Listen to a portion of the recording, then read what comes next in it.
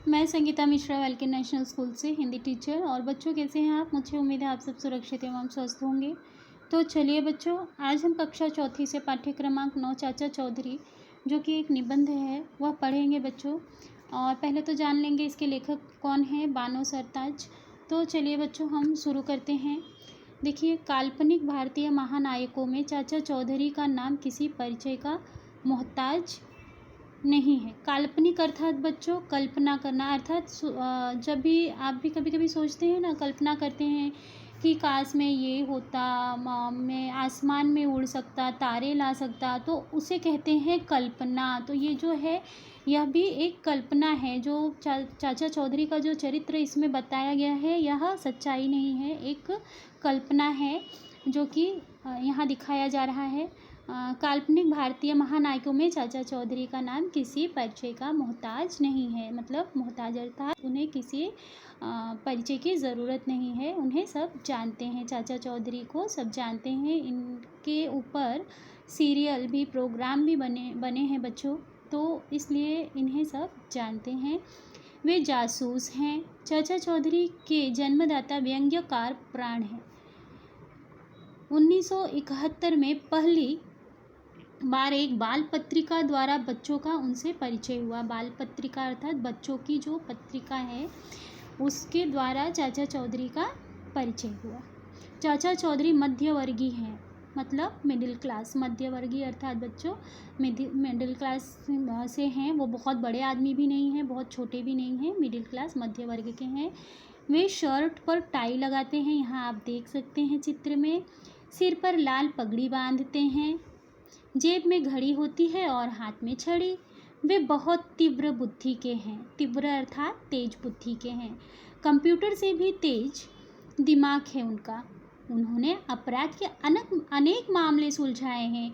चोर उचक्के उनसे दूर रहने में ही भलाई समझते हैं। साबू, ताऊ जी, चाची, डैग डैग, ट्रक, पिंकी, रमन, बल्लू, रॉकेट उनके मित्र हैं। यह सब जितने भी नाम मैंने लिया ये कौन है?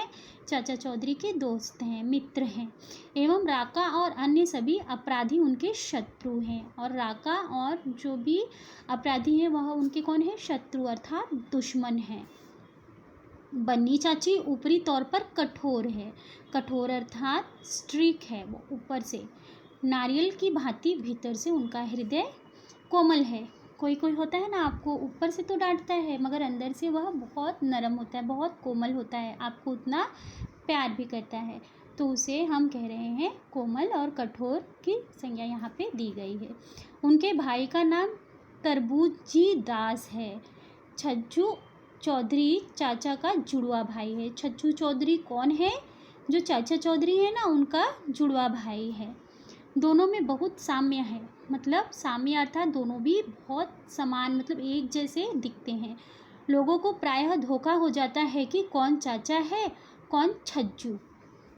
ताऊ जी जादू की छड़ी से बुराइयों को खत्म करते हैं। ताऊ जी कौन है? यहाँ पे चाचा चौधरी को कहा गया है। वह अपनी छड़ी से क्या करते हैं? बुराइयों को खत्म करते हैं। साबू गुंडों की जमकर मरम्मत करता है। साबू कौन है? जो चाचा चौधरी का मित्र है, वह क्या करता है? गुंडों की मरम्मत अच्छे से करता है। टिंगू मास्टर छोटे कद का है। डैग डैग आधा इंसान और आधी मशीन है। वह चाचा चौधरी का बनाया हुआ कंप्यूटर है डैग डैग। चाचा चौधरी के पालतू कुत्ते का नाम रॉकेट है। वह अपना काम मन लगाकर करता है। चाचा चौधरी का सबसे बड़ा शत्रु राका है, जो पहले डाकू था। उनका एक और शत्रु गोबर सिंह भी डाकू है। गोबर सिंह भी डाकू है। चाचा चौधरी के अनेक शत्रु कई बार उनके हाथों मात खा चुके हैं, अर्थात हार चुके हैं। अपराधी हमेशा उनके नाम से थर्राते हैं। थर्राना अर्थात कांपते हैं। उनसे कांपते हैं। किससे? चाचा चौधरी से।